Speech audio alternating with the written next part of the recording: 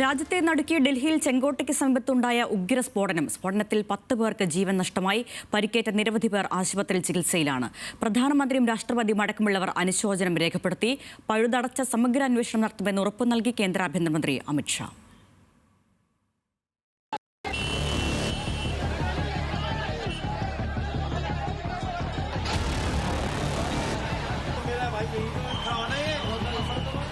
സമയം വൈകിട്ട് 6:52.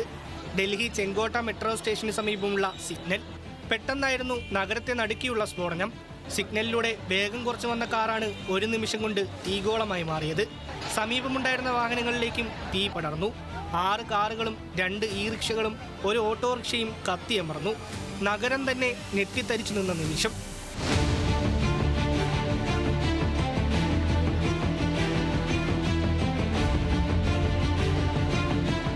ഫയർ എഞ്ചിനുകൾ സ്ഫോടന സ്ഥലത്തേക്ക് പാഞ്ഞെത്തി. സമീപമുള്ള LNJP ആശുപത്രിയിലേക്കാണ് പരിക്കേറ്റവരെ മാറ്റിയത്.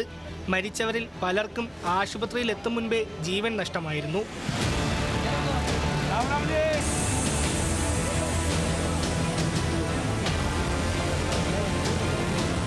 പ്രധാനമന്ത്രി നരേന്ദ്രമോദി കേന്ദ്ര ആഭ്യന്തരമന്ത്രി അമിത് ഷായുമായി സംസാരിച്ച് സ്ഥിതിഗതികൾ വിലയിരുത്തി.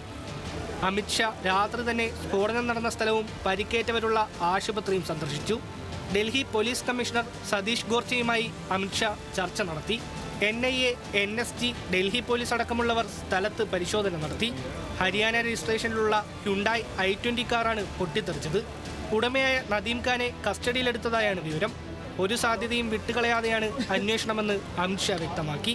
Delhi police special cell, crime branch, NIA की टीम, SPG की टीम, FSL की टीम मौके पर पहुंच गई है और सभी प्रकार की जांच हम तेजी से कर रहे हैं.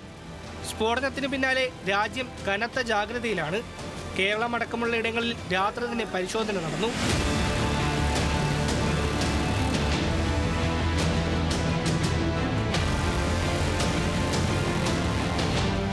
രാജ്യതലസ്ഥാനത്തെ അതീവ സുരക്ഷാ മേഖലയിലുണ്ടായ സ്ഫോടനം സുരക്ഷാ വീഴ്ചയാണെന്ന വിമർശനവും ഉയർന്നു.